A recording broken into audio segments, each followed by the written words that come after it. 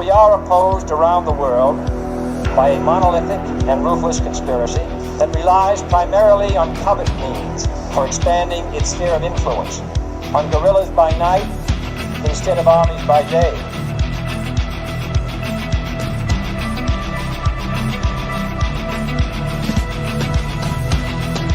On infiltration instead of invasion, on subversion instead of elections. If I were the devil, I'd take from those who have and give to those who want it until I had killed the incentive of the ambitious. Violence and vandalism is being led by Antifa and other radical left-wing groups who are terrorizing the innocent, destroying jobs, hurting businesses, and burning down buildings.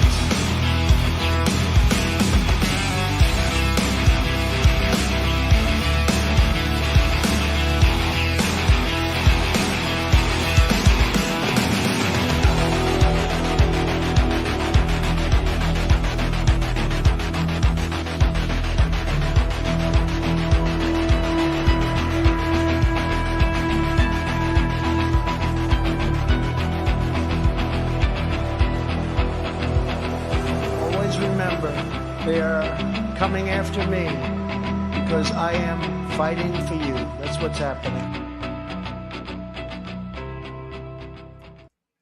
Greetings, fellow thought criminals, and thank you for joining the insurrection. I'm Michael Lauber, and today I'm joined by Inaz Annie Cyrus. How are you doing today, Annie? Life is good, Michael. Life is really good. Well, you've got a big announcement. Your second book is out and signed copies are available. Yes, imagine that. As you know, I have this weird face today because the book was scheduled to come out Monday the 24th, which is 3 days away. I got a little ahead of myself, didn't pay enough attention, and woke up this morning and I was informed by Amazon that the Kindle and hardcover are both live. I was like, oh, my book came out early. Nice. And this is a fantastic work of literature. I really enjoyed this book. I was fortunate enough to again to be able to read a copy early, and this is the Quran against itself. This is the question they sort of ask. Well, if this isn't the word of God, then surely you should be able to find what's the word? Contradictions. Yeah, contradictions amongst the pages of the Quran. And, well, sure as shit, you can. Oh, you can. Yes. Well, I should first say so many people were involved, but you were heavily involved. So as usual, of course, the first guest appearance is on your show to announce the book. Same happened with Architecture of Jihad. You help with the manuscript itself, and then you loaned your voice, your time, and your patience with those weird verses to finish the audiobook, which will be available actually next week. As of today, the hardcover and Kindle are available. Monday, the paperback will be available, and midweek next week, audiobook will be available. And as you said, signed copies are available on my website. I brought back the Architecture of Jihad with hardcover. So if you already have that, you can get the Quran Paradox signed copy hardcover, or we've created bundles where you can get both books now hardcover. But I will always cherish the moments of listening to your audio after you recorded, feeling the agony and the love you have for me in the book, where you're just pushing through this nonsense. Oh, I know. Like some of it's like because you wanted to use the most widely accepted English translation, because obviously most of our listeners here are not going to understand Arabic anyway, but it's translated so it still flows like an Arabic sentence, and my brain just felt scrambled reading some of these Quran verses, trying to go through them where there's like unnecessary punctuation or incomplete sentences, or just how the phrasing is weird. In one verse. Yes. Yeah. Where I feel like I'm misreading something, but I'm not. That's what's on the screen. Like half my screw ups while I was recording this was me like second guessing myself, thinking I skipped a word or I'm rereading a line by accident. Nope. That's just how it is.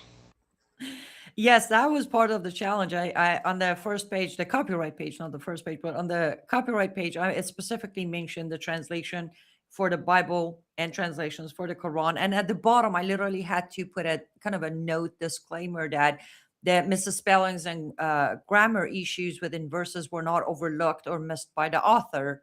I had no choice but to leave them as they are because I'm coding someone else. So I was embarrassed enough to mention that on the book. I'm like, I did not miss these. Okay.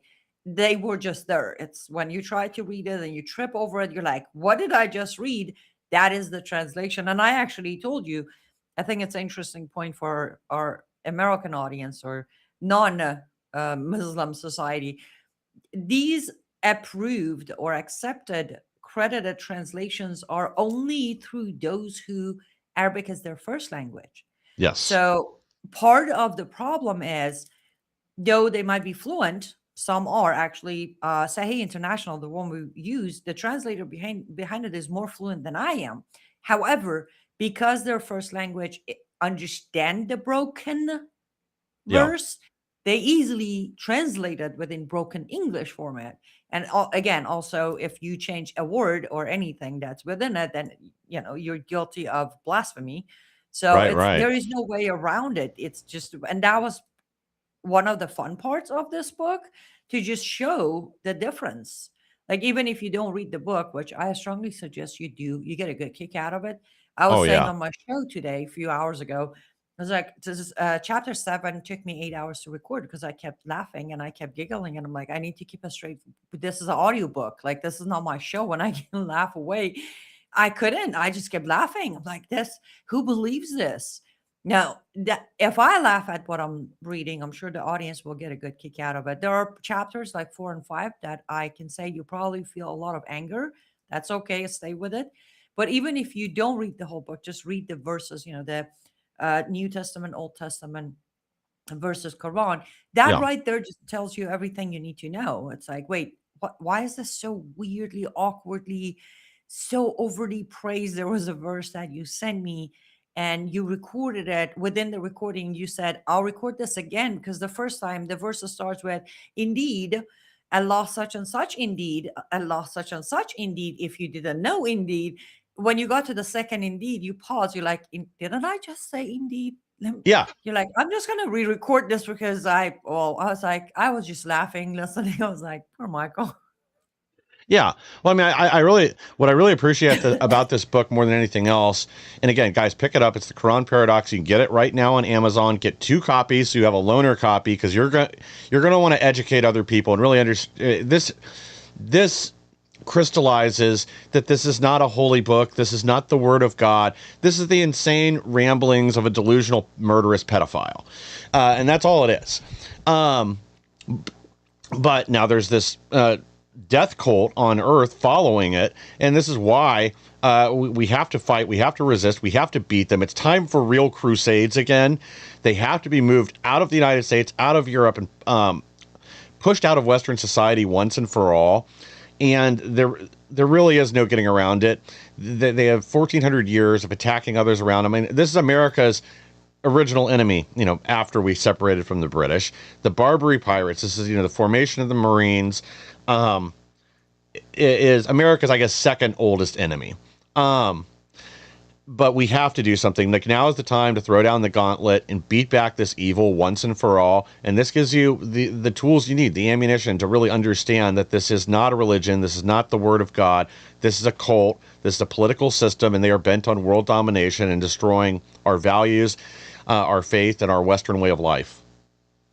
Yes, and I didn't know where it goes because that's apparently how I write things. Even with my Substack, I start not knowing where it goes. But when it was done and the final read, which was listening to the audiobook while reading the manuscript, the very final version, I couldn't help but to think that, wait, I want to be very clear. Praise the Lord. This is me I was just a pen. So I'm not trying to take credit for what was achieved. But this book can also, Michael, be the very solid documentation. Literally, this can be brought up in Congress to prove Yes. that Islam should not receive the freedom of religion, because there are verses in there where we clearly establish, not through my translation. Again, that's the beauty of this book, guys. I did not put my opinion, I did not translate it my own way. I did a conclusion of my evidence, but the sections of Quran and the apologetic and the contradictions are their own words, their own Yes. translations. There are parts where we can show that this so-called religion that is receiving the protection of First Amendment is openly promoting for destruction of places like America and for killing of people such as Americans. It ended up being that actual documentation that can be provided to fight against the protection given to Islam as a religion. Forget about Sharia. At this point, we have advanced to where we might be able to actually prove that regardless of what people say or believe, it should not receive the protection. It should not. Agreed. And again, you leaned on their experts, their words, their books in order to accurately portray their depiction of what the Quran says, and then offer your rebuttal, your proof, your information that contradicts or I'm trying to think of a better way to put it, but that dispels the lies, essentially. That you prosecute this like it's a court case, but it's fascinating to read. And guys, like I keep saying, pick up a copy for yourself. Get 2 copies. Get a loaner. Give it out. Get this on Kindle. You can get it on the audio book on Monday, right? Monday the 24th. Monday, hopefully, but again, audiobook can be a day or 2 delayed, but definitely by end of next week. But the good news is, Michael, everything is in one page. Like if people go to Amazon, look up the Quran Paradox, or I gotta say this because I'm on your show. I had one person tell me, couldn't you pick an easier title for your book? The Quran Paradox is what? Like, It's come on. Well, once you understand the premise of the book, and especially when you read the foreword, which Robert Spencer was nice enough to write for this book, I think you'll really understand. Like, this title is perfect for what you're seeing in there, because this is illustrating the paradox within the Quran itself. Yes, and also like Quran is internationally known word, sadly or not. And then paradox, believe it or not, is a common, almost internationally word. In Farsi, if we say paradox, that's paradox. It's pretty close. Right? In many languages. I'm like, so I do the architecture of jihad, and it was super simple for you to spell architecture.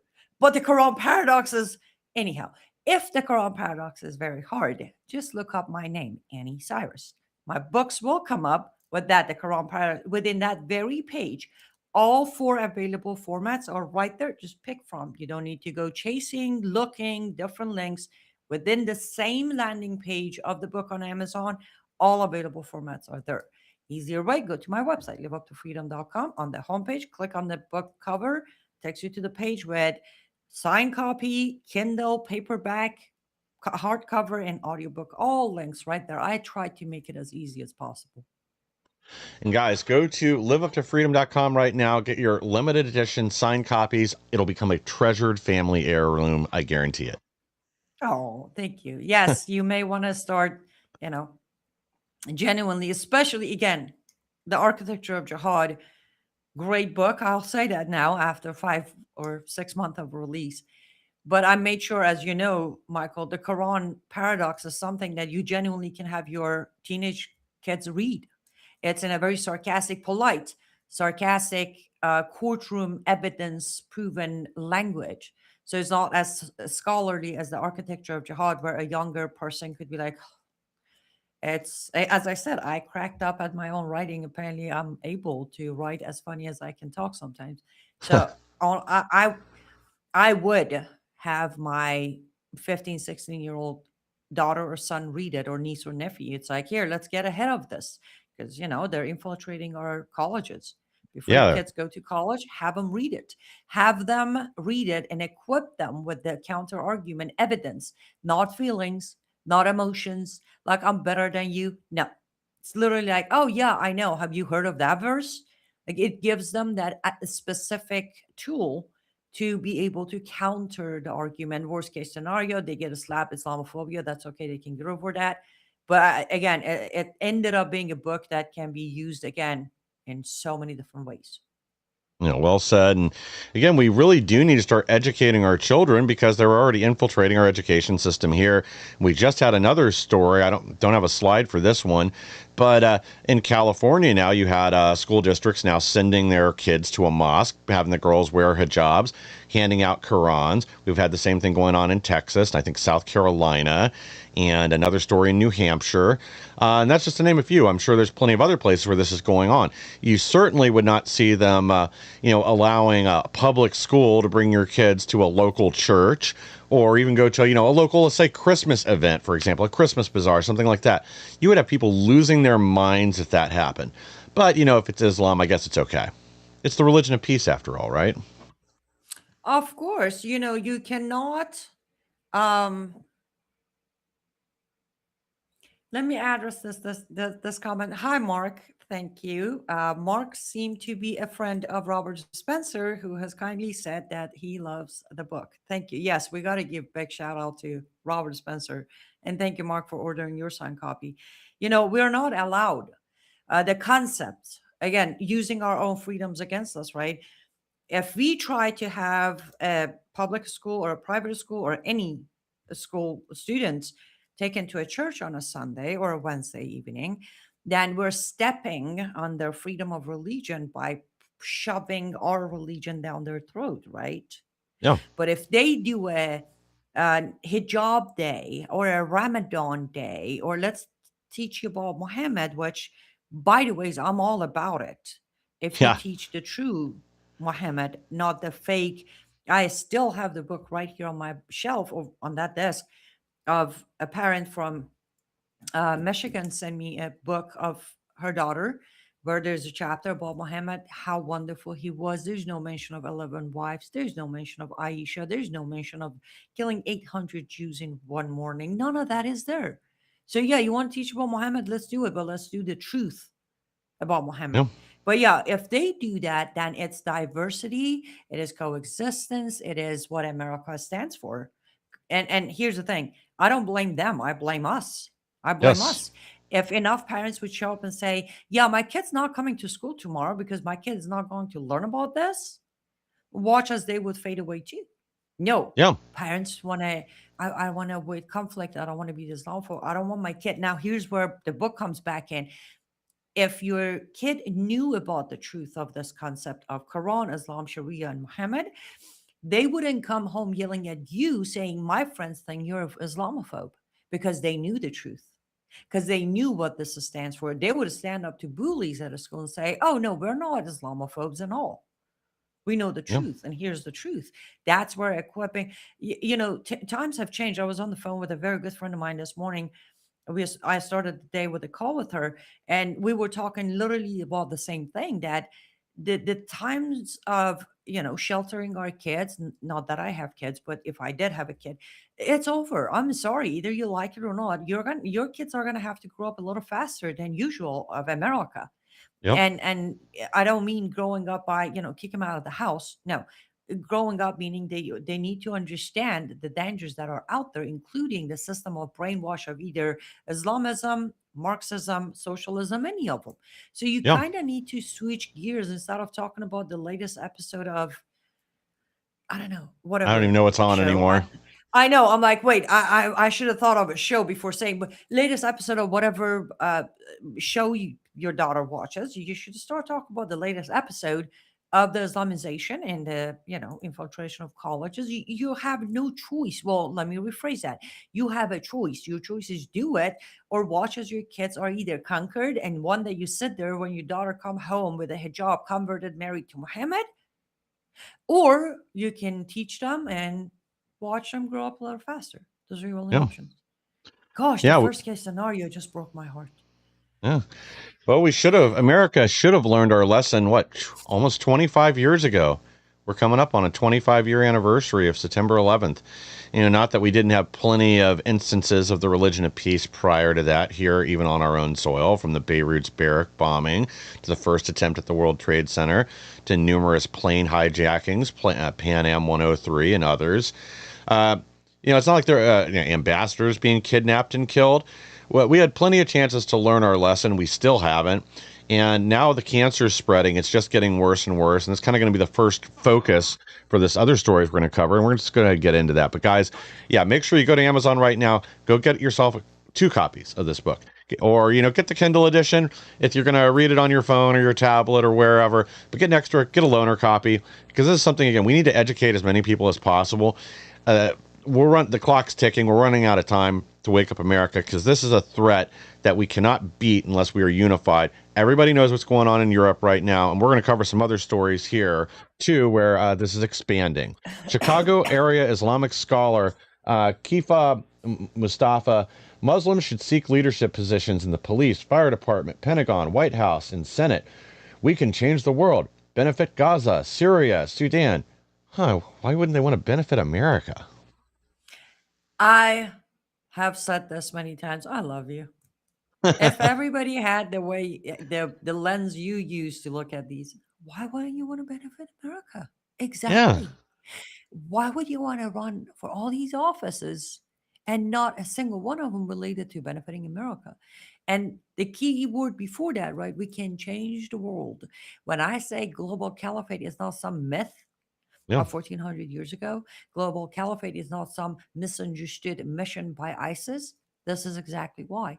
I've been screaming on top of my lungs for almost a year now. Green wave coming. Watch out, midterm. Pay attention. Da, da, da, da, da, da. Nobody's doing it. Now they're openly, publicly saying why they're running for offices, why they're doing this and that. It's now the interesting or hypocrisy of it is, is like if you watch the full video, which I don't suggest you do. People don't. Like, it just gives you this tense headache where you're like, somebody get this guy and deport him now, immediately, ban his voice.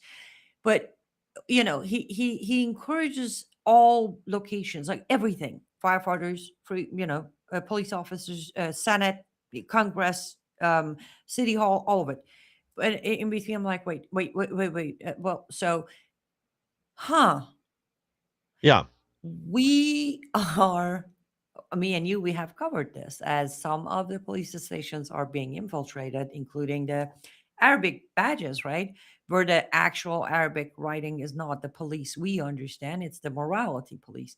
I'm like, you see, you have the contradiction. Of course, I just finished a book on contradiction, so bear with me. Everything has contradiction now. The contradiction that people don't pay attention to understand the bigger picture of red-green axis.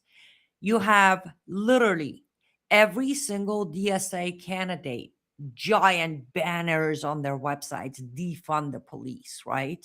Yes. And then you have the Islamists screaming, infiltrate the police. That looks like a huge contradiction, right? Yeah.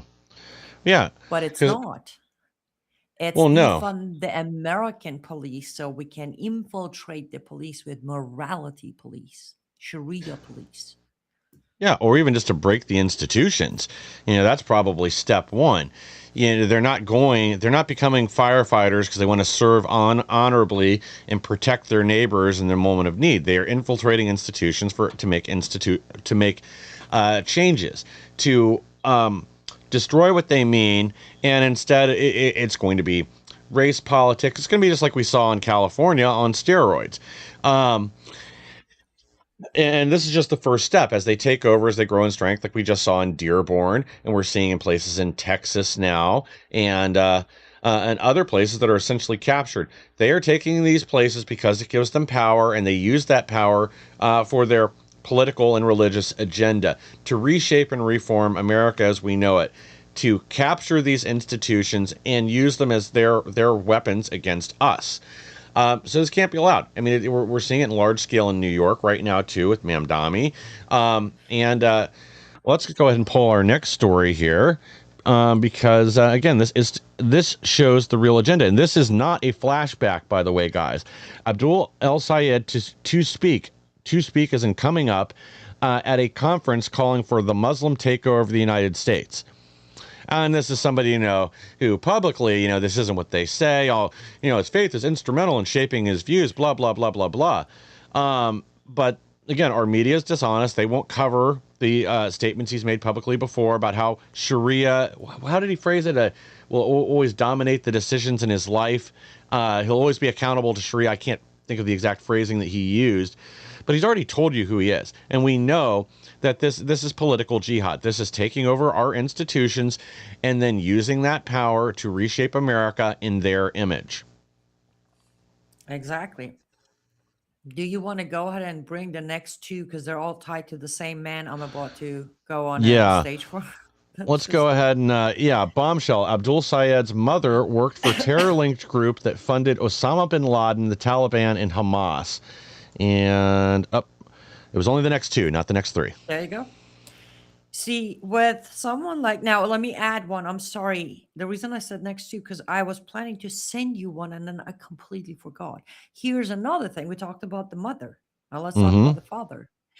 Abdullah Sayed's father is, now past sentence, is one of the sitting board of directors of CARE Michigan. Of course. Unindicted co-conspirators of Holy Land Foundation. Mom and dad and yes, people like Al Sayed, as you know, if I would rank, my number one is still Dr. Adam Hamaway. Like, he should never be on a ballot. End of story. The translator for Blind Sheikh. After that, the second name is Abdullah Sayed, because you are correct. He has openly, in many different occasions, he has said that Islam, well, he's a proud Muslim. He is a devout Muslim. He does follow Sharia on a daily basis. His wife, who wears a full hijab, not a fancy Ilhan Omar hijab, actual proper full hijab. He has said that if it wasn't for her and her faith, he wouldn't be here. So that part, the basic parts are there. His connections from mom and dad side to his biggest donor, Piker, we're talking Hassan Piker, to his own. I watched a video of an interview of Al Sayed, and the interview goes as the question. Interviewer said, "So you have said that Israel is evil, and Bibi is committing genocide," and Al Sayed now responds like, "Absolutely. Absolutely. Israel is as evil as Hamas." Let me dissect that. This man just put the victims and the killers on the same sentence. You think this man understands justice? You think this man is going to care to push proper laws in this country? Or do you think he's going to break as you said, break the institution, a step on the Constitution to constantly cover up for the Islamists? Because to me, that sentence is covering up.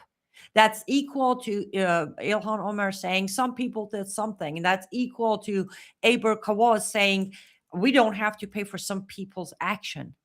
Same narrative repeating. But Al Sayed, better than Mamdani, is so sharp, polished, well put together that American people are, please forgive me for saying this, but you're being fooled by the cover of the book. Yes. Flip through the pages. This man has a record, on air, off air connections from parents to the sister that Brannon House recently played the video of the sister coming out defending Gaza. I had a question for her because she's wearing the chefia around her neck and she's calling to her sisters and brothers of Palestine. Though last I checked, both the sister and brother were born in Michigan in America to Egyptian parents. Now my question is, why are Egyptians so worried about Palestinians calling them sister and brother? Because they share the same ideology.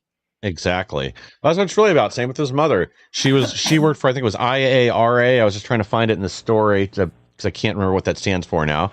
Directly funded Osama bin Laden, sent this organization, which is designated as a terror group now, sent money to Al Qaeda. So on the financial side, the sister's an absolute nutbag, like you said. She also assaulted a police officer. It's on video, but never faced any charges. I guess it was just free speech. It's just one of those things that happened. But yeah, the whole family is filled with this, that they are Islamists. They are there to advance their agenda, not America's. And apparently now, all of a sudden, now he's ahead 1 point in a lot of the polling in Michigan. That I apparently even these Democrats that have come out against him have not been enough to scare people away. They need to know the reality of who he is. Same with a lot of these other Islamist candidates that are running right now in our elections. And let me go there.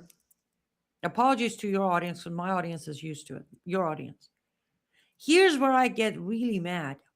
So we waited until after primary for our president to come out and call him officially a jihadist. Why was President Trump not calling him a jihadi 5 months ago, 6 months ago, a year ago?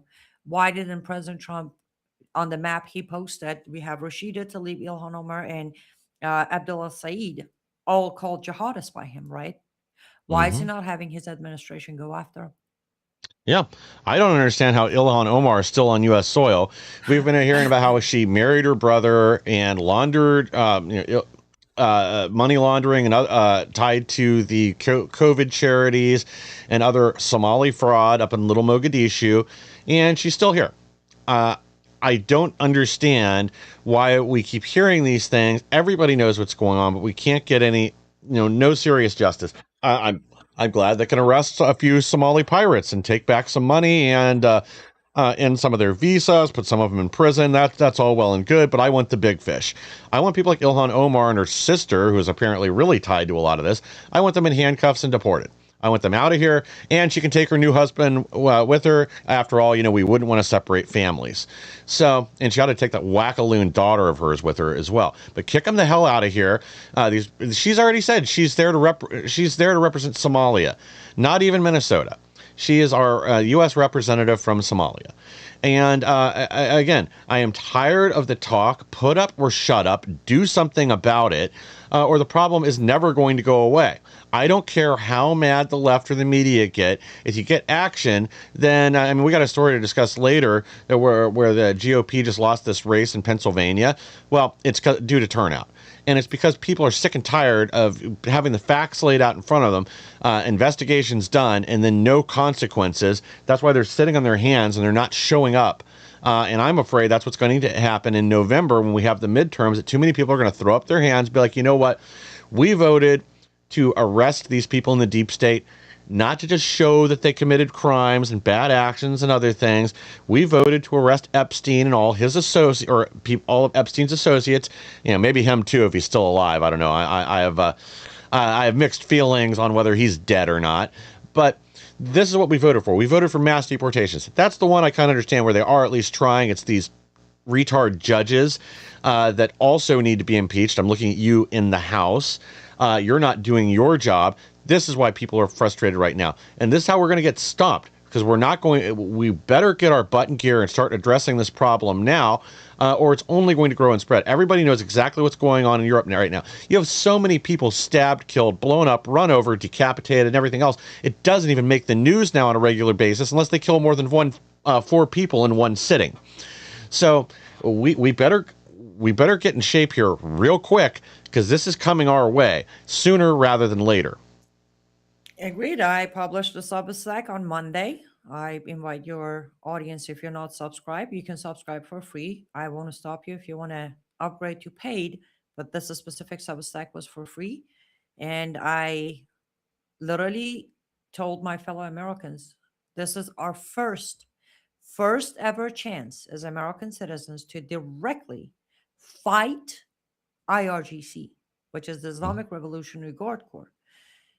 Let me elaborate, since the Substack is not in front of you.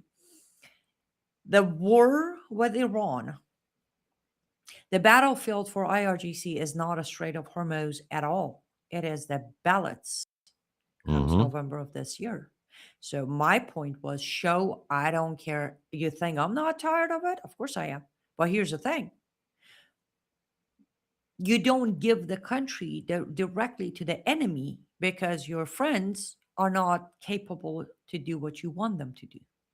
That's where we're at. We're at a point where, as no matter how frustrated you are, I look at it as a marriage, especially if you're a Christian. you don't go get a divorce because you have arguments. You work through your issues, Yeah. right? That we can't divorce our country because those running it are not doing their job. We need to buy time for ourselves, just like Iran is buying time for their buddies on the ballot. That's what Hmm. IRGC is doing. I literally said what you just said. I said they're counting on Americans to be too exhausted to try to fight uh, in November. Yeah. That's what they're banking on. You really think IRGC, ISIS, Taliban, and Rashida Tlaib and Aber Khawaz or Abdul al Sayed are different people? No. Hmm. So we must show up. I have always said enough of picking between lesser evil, but this midterm is not between lesser evil people. This midterm is between evil and people. Yeah. Pick people. You cannot hand over even one zip code of our country to the enemy just because our guys are, well, lame, Pathetic. lazy, some sell out. There are so many words I can use. So I'm with you. That's what I said on Monday. If you genuinely want to feel like you finally fought against IRGC, this is your chance. Show up and make sure you're not looking the other way. Make sure you're not letting them win. Make sure you don't throw in the towels like because comes January, I personally am not going to have any sympathy for you. None. Yep. Yep. Right now, unfortunately, we're stuck with whoever we've got on the ballot in a lot of places, and a lot of times it's not a good choice. But that means really what we need to be doing right now is once we get through this election cycle, we've got to put bullseyes on a lot of these, undocumented Democrats, as I like to call them, or trans Republicans. And it's time to primary them. We have got to get rid of these people that will refuse to execute, well, the will of the electorate. We put them up there to use their power, and most of them are afraid to do so. We need real fighters. We need killers up there. We need people that will get the job done and do not care what the New York Times or Miss Now or whoever else has to say about them. That don't care about going to all the little cocktail parties with their friends in D.C. That don't care about what the even the some of these institutions on the conservative side that I think are very misguided right now when it comes to a number of different issues. We need to find people that will actually do the hard things, make the votes, and actually fight for what we want and we need here, because time's running out. And, I think in the next 2 to 3 election cycles, that's going to determine America's fate for the next 100 years, whether we still exist as a country or not. But I guess let's turn our eyes globally to what we can expect from the religion of peace. Democratic Republic of the Congo. Muslims murder at least 130 Christians in 3 weeks of jihad massacres. By the way, this is on top of the 31 that were just killed in Nigeria over the weekend as well that we know of so far. It's probably more than that, because when they wipe whole towns out, sometimes you don't know about it for a week or so, just so our audience understands. Mm-hmm. And again, as heartbreaking as it is, very well as I do that the persecution of Christians is globally now. Yes. It is everywhere. It's interesting enough because on my show today, I specifically addressed 4 verses of Quran where I tried to emphasize that you need to understand when you try to coexist with these people, what they see of you. They do not see you as a believer. You are absolutely on top of the list of being killed. But this is where I go back to our media, our government, and our people listening to them. If people like you and me don't bring up these kind of news, nobody's even touching it, Michael, because it doesn't matter. Now, I've heard the argument of, we got to save our own country first. I'm all for that. But if you're cheering the war with Iran, you must cheer protection of Christians in Congo as well. Yeah. You can't tell me you're focusing on fixing the country, so you're ignoring the persecution, killing, literal bloodshed of Christians, while you also cheer to drop the country, go fix Middle East. You can't have it both ways. Yeah. Yep. And people are going to have to come to grips with that reality. And globally, we really do need to come together, especially we can't let Islam take over Africa as well. They already have a foothold in there. They're going to have Egypt. They're going to have certain countries. But we've got to start fighting back. We've got to push back against all the money that flows in there for jihad, the oppression of these Christians in various states, where some of them are being overrun at the moment. Ethiopia has been a Christian nation for close to 2,000 years. And all of a sudden it's being overrun too. We can't allow this to continue. Like I keep saying, like, it is time for a real crusade again, I think. But Yes, I know that's a and little radical. well, you know me, I'm all for it. Let's be radical. One thing I want to go back, I'm sorry, I kind of zoned out for a minute, but I want to say something to the districts, cities, and estates of these Muslim names. I don't know if there is genuinely enough time, but if you want to do something, I want to remind you constitutionally, you do have the right to remove these names from ballots of November. Under our Yep. First Amendment, you have the right to petition your government. It is not that you have the right to petition your federal government. You have the right to petition your government. That applies to state, local, Hmm. and federal. You do have the right to petition these qualifications to push for removal from ballots. A lot of Yep. Americans sadly don't know this. They think the only people who can remove names are the federal government people. No, as residents of those, depend on the position. If they're running for federal, we all can. I'll say it. We all can petition his name. It's a federal position. You Yep. just need to be an American citizen. If you're running for a state or local, it comes down to the state members and to the local zip code, literally district names.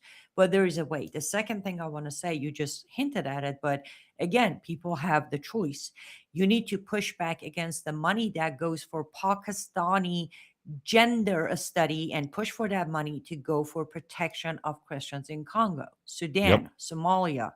That is where you come into play. There are ways, and I don't want to hear the whole one call of mine is not going to make a difference. Why don't you make the call? Let the Yeah. difference be up to God. You pick up the phone, you push the letter, you send the email, you show up for signature. We are giving money that, as you just said, pretending to go to studies of, and again, this isn't even funny, but can we spend that money for gender study in America so Democrats know what a woman is? Yeah, they seem to need some help with that right now. But yeah, I mean, we stumbled on all this money and going out the door through USAID to just the most ridiculous programs you can think of. You know, gender. What was it? We were paying for a gender parade in the country of Lesotho. We just found out we were paying. Was it male prostitutes in Thailand or was it Vietnam? I can't remember now. But apparently we were funding them for the last several years, and now they're having to turn back to prostitution. But yeah, this has all got to stop. And if we're going to send money overseas, it better be for things that align with our interest, and it better be after we get the national debt taken care of. Because congratulations, guys, we just crossed the threshold. We're now $40 trillion in debt, up $10 trillion in just 10 years. But I guess I'll get us back on in my rant, get us back on topic here. UK office prints guide to teach migrants not to rape women and children. It almost sounds like these are people that are not in line with your values and are, just can't behave in your country, or destroying things. Or, maybe it's intentional. In the UK, both people must say yes to sex. This is called consent. I mean, again, if someone is that far out of alignment with reality, I don't know that you can help them anyway. But this is intentional. I mean, make no mistake about it. When you flood the borders, it's to cause division, and this is why, again, you guys in the UK, Ireland, across most of Europe, you better start standing up quick, because I think you're about to be overrun. I just saw they made another run into Spain earlier, but this one was stopped. And by the way, there's still thousands of invaders on their beaches there that came over from Morocco, and nothing's being done about it. You've had numerous, women attacked, rapes, and assaults, several people killed, houses broken into. And it's not going to stop. The Spanish government is all on board for this stuff, despite some of their public statements. Otherwise, they would have done something about it, and maybe their president would have put his vacation off for a few days. Right? And that's the thing. One, instead of writing this cute little line of rape is a serious crime, why don't you treat it as a serious crime? Yeah. How's that for a start? If it's a serious crime, why are all of these Middle Eastern Muslim rapists, because I'm not going to do the UK office with a fancy immigration word, why don't they face any consequences? So you write that it's a serious crime, but then you don't treat it as a serious crime. That's my first clue that this is all a charade. Yeah. You don't Well, I care mean, if they learn or not. it's even worse. I mean, they covered up for years, and we all know it. And once this grooming gang report was finally released by Rupert Lowe, they had police officers involved in the cover-up. They had the police officers involved in the rapes. And that's exactly the problem. And I don't want to hide the whole, because I'm sure people are like, well, we got the Epstein issue. Yeah, we do. The Yeah. problem is right here in the US too. But then I haven't seen in US we do any education of crime is a sex rape is a serious crime and you shouldn't have sex with someone who doesn't say yes. When we get there, I'll call that hypocrisy too. Yeah, I feel like But that we've got covered. That's pretty well understood here. right, exactly. I know that's why I can brush over it on your show because I know you guys have covered that plenty. But and also we are not openly, at least on their current administration, we're not openly welcoming them, giving them benefits. That's Yeah. where I draw the line to say there's a difference. UK, France, parts of Italy, they're bowing to it. Yeah. They are just saying, yeah, yeah, sure. I mean, what do you want me not to say so you're not offended and you don't behead my people in the street? That's the difference.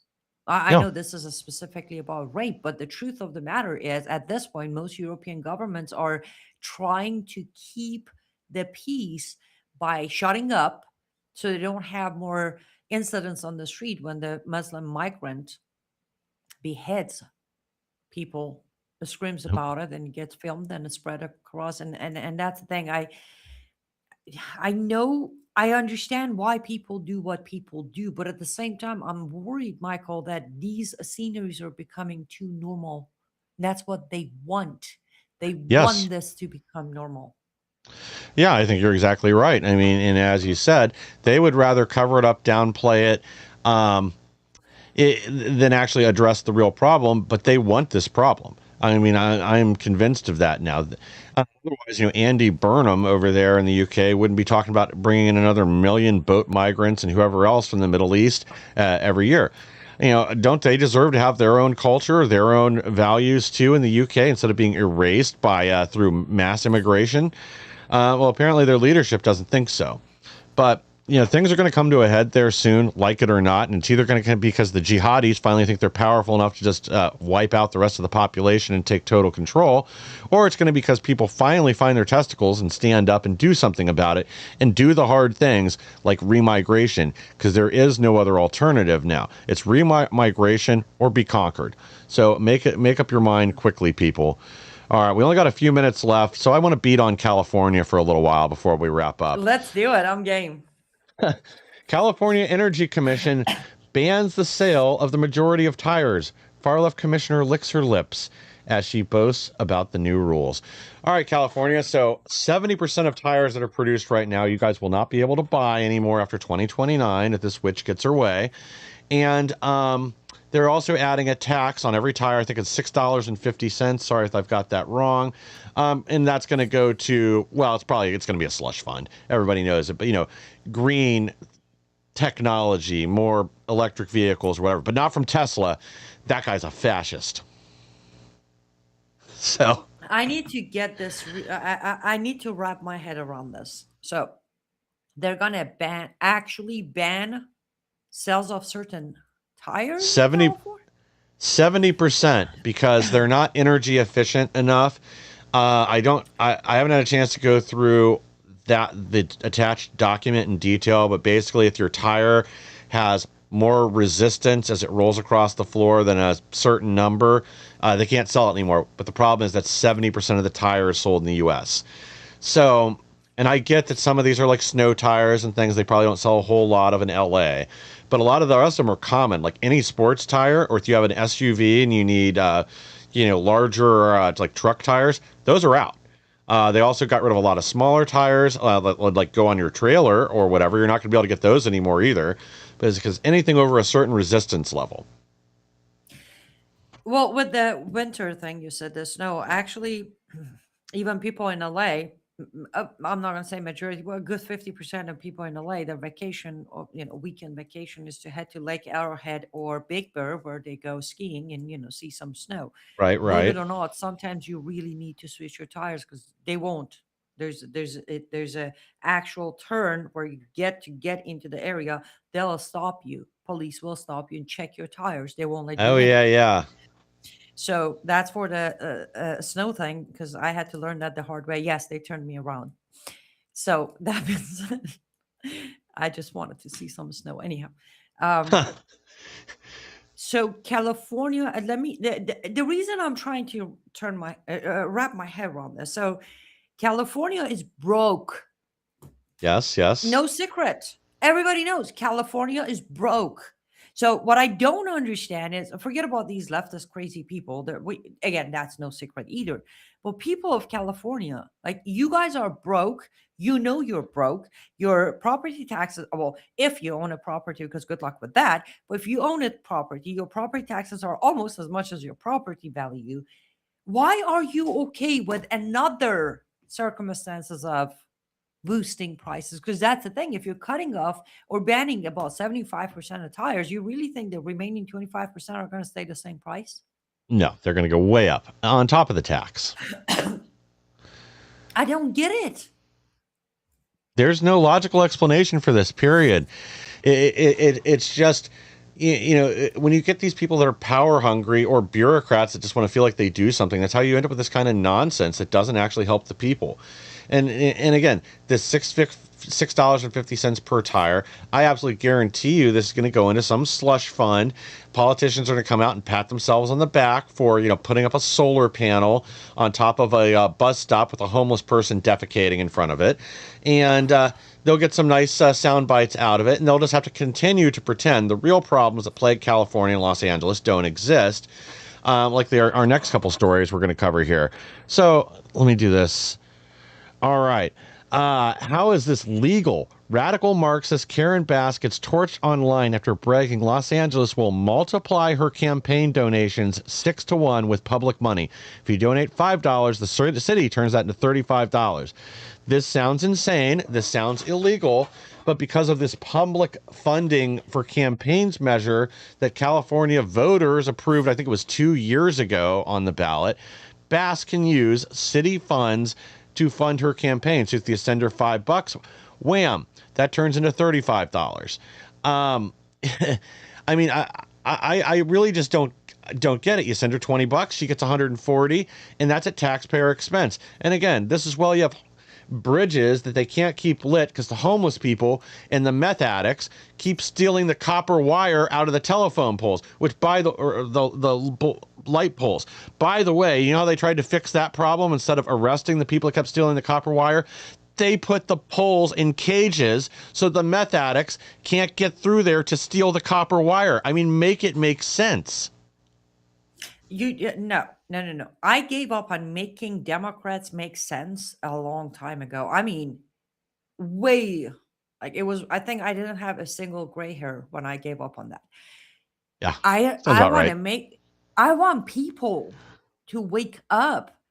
Again, as you know, I was recently in Los Angeles, heartbreaking.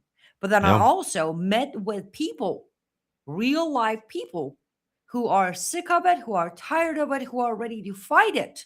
But I don't know why they're not fighting it. No. I mean, as you know, a lot of them are just moving out of either LA or the entire state altogether. And those who are still there, I don't get it. It's like, yeah, no. I mean, I know there are enough crazies to donate the $5, so I can't even, I can't argue that part.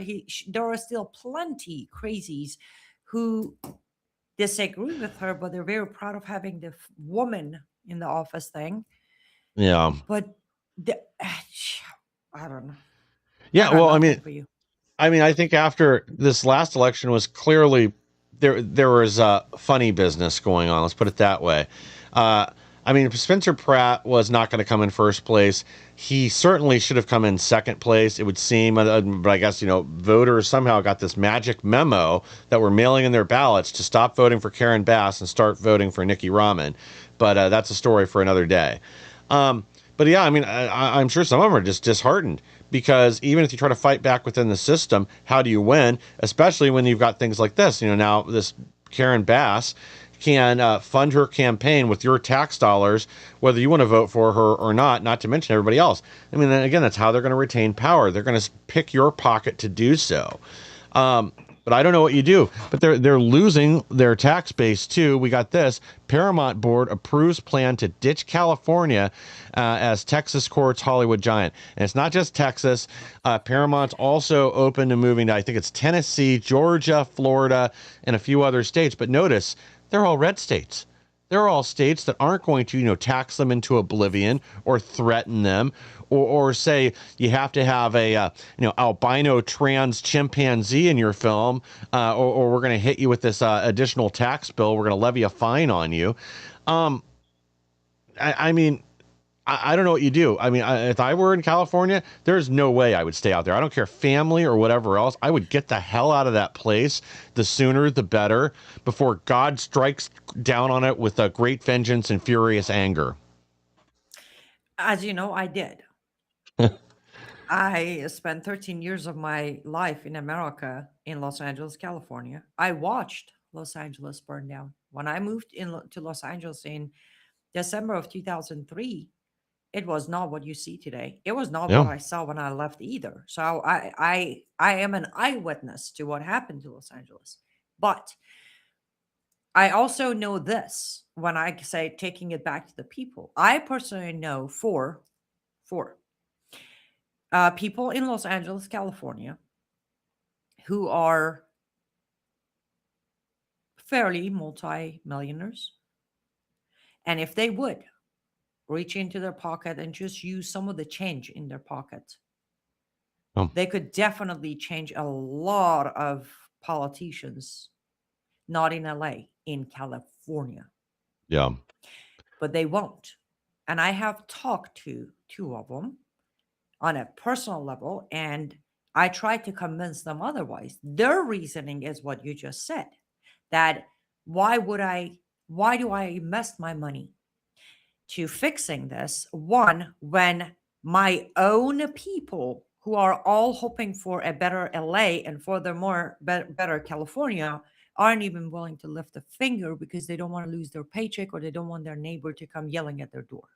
Yep. Two, they say, these two multimillionaires are, why would I spend my money and change things when I know that within less than 4 years, they will counter everything I did. Yeah. And again, I have tried my own way of trying to convince them otherwise, especially I was trying to get them, especially, kind of fixing LA thing. Yeah. I couldn't get through them and I couldn't blame them either. They genuinely have the money. And we both know this does take money. They could easily become the Uncle Sorrow of California in a good way. But they're like, why? They have, one of them actually tried for a while. And then the people didn't get, he didn't try to run. He tried helping someone who was very qualified to run, and people wouldn't get publicly behind them. Yeah. Again, it comes back to the same thing with Paramount Picture. They're targeting many, like Georgia. I think you already said Ohio. But problem is, one, I personally would like to the people of Texas, stop it. Don't let Paramount move to Texas. Don't. I know you're going to look at it as the fancy luxury and economic benefits, but don't do it. That is exactly how things start falling apart in your city, whichever city they're planning to go. Austin, Houston, Dallas, I don't know. Yeah. But problem is, it's going to be, allow it to spread. Yeah, as you said earlier on the show at the beginning, the cancer of Islam. But the issue is all cancers we're facing, from Democrats to DSA to communists to Islamists, as long as it's our neighbor, we pray for them. But then if it's us, we fight it, right? Yeah. Why don't we look at the entire country as one us? I've been Yeah. saying this like a broken record. Yes, I didn't leave California because of this. When I left, it was that I couldn't manage to get a CCW to protect myself, and I had bounties. They literally climbed up my wall. They blocked me, chased me down Ventura Boulevard for a straight 12 minutes, hitting my car trying to get me. That's why I left. But point is, I still do care about California or Michigan. I showed up in Dearborn, Michigan for a speech. Yeah. Stop giving up on portions until it's nothing left except your own zip code. Good luck fighting for your own zip code then. Yeah. Take the country back, even if that means block by block. We've got to start fighting and fighting to win. And stop saying they deserve it. I'm tired of hearing the people of this city and that city deserve it. They don't. There are good people in every single blue city who are trying, but they don't have, as you said, what do you do? Yeah. That bothers me when online I see people like, oh, California deserves to burn down and Michigan deserves it. No. Stop that. Stop that thought process. They are enjoying this division. They're enjoying this internal hatred. Separate the people from the border of the state, from the government of that state, from the government of those cities and districts. We gotta learn to do that. Now, no, I mean, you think Michael, my neighborhood has crazies too. Yeah, everybody Not does. Muslims, but like Democrat crazies. I have had a neighbor next door. Remember my Morrow house? The neighbor, the gay couple with the love or hate has no place here with the rainbow flag thing. Right. I didn't go knocking at their door saying, you deserve to die. I was flying my American flag and they were flying their pride flag. Funny how those priorities just manifest and show themselves like that. Huh. Right? Point is, I know you got to wrap up the show, but life is too good. So I'm not going to go down my normal path. I'm going to go this way. Unite again. Remember, every American is an American and every illegal is an illegal. It doesn't matter. Illegal who's a single mom with 5 kids or illegal who's a fighting age man. They're both illegals, okay? Yeah. There is no one versus another. Same thing with Americans. Even the crazy Democrats, average out there people, are Americans. And beauty of America was to learn to agree to disagree, not to learn to hate because you disagree. Someone who disagrees with you is not automatically your enemy. Someone who is against our country, definitely an enemy. That's Yes. why when you become a citizen, the oath you take is to protect this country against all enemies, foreign and domestic. And domestic. We are aware. But that doesn't mean the entire Los Angeles County are enemies of America. I have good friends there. They're good people there. They did the event for me. They put their lives at risk to show up. Learn to differentiate, categorize. Don't let the mainstream media plan for us to categorize ourselves versus them work. That is by design. You got to break the rules that they set and stop generalizing and start differentiating. I'll leave it at that. Well, it's well said. All right, last thing I'm going to get up here, since I already touched on it, is congratulations, America. You're now $40 trillion in debt. Breaking, U.S. officially hits $40 trillion in debt just 4 years after reaching 30 trillion. We cannot keep spending money at this level. It is impossible. If you wonder why your dollar has 97% less buying power than it did in 1913, this is why. We can't keep spending money we don't have. We need to get back on the gold standard, or at the very least, a path to financial stability. Something has to be done. The government can no longer be Santa Claus. We have to start spending our money wisely. We cannot continue to just fund every little pipe dream from every idiot that happens to go to DC. Something's going to have to be done quick. All right. One last time, guys, I want to make sure you go to Amazon or Live Up to Freedom. Go get yourself signed copies. They're limited edition. There's only going to be so many of these. Go to Live Up to Freedom. Pre-order them today. These are shipping in what, like 2 weeks? No. Okay. So hoping for 2 weeks because, as you know, I like to buy myself time. On the checkout, you'll notice it says it could be 5 to 6 weeks. Okay. It'd be Okay. faster, but count on 5 to 6 weeks delivery. All right. Oh, Perfect. and I'm so sorry, but the shipping is only inside United States of America. As you know, between shipping, taxes, and tariffs, impossible for me to be able to do it. But one thing I have learned from last book is if you are outside of US, you can have a family or friend purchase them in the US. When they receive the copy, they can go to a post office and ship it to you outside of US. But for now, unfortunately, I'm limited to only shipping inside US. Yep. Well, they can still get a copy sent to them through Amazon. It's just not going to be signed. And, if you are someplace, unfortunately, it is what it is right now with the cost of shipping, taxes, tariffs, and all that other nonsense. At least you're not in Austria where they just changed the law where you have to have a representative agent in every country you ship something to if you're a business in Austria. So basically, they just don't want anybody to ship anything out of Austria anymore, apparently. But at least you're not under that. But yeah, guys, I don't care if you're in Pango right now, you can go to Amazon. You can order yourself a copy. She'll even send one to Lesotho, the Kingdom of Lesotho in the middle of Africa. Just get it on Amazon. But yeah, again, I want to thank you for joining me here tonight, Annie. Again, this book, let's get this #1 on the bestsellers list on Amazon this time, guys. Go out, order a copy tonight. Order 2 copies. Get one for yourself. Get a loaner copy to hand out to your friends because one of them is going to steal it and not give it back. And that way you're not missing the book then from your collection because this will become a treasured family heirloom. To our audience, thank you guys for joining us tonight. Please like, share, and subscribe. Help us to grow so we can bring more people the news the mainstream media doesn't want you to hear. And I'll be back on Friday with even more. Thanks again, guys.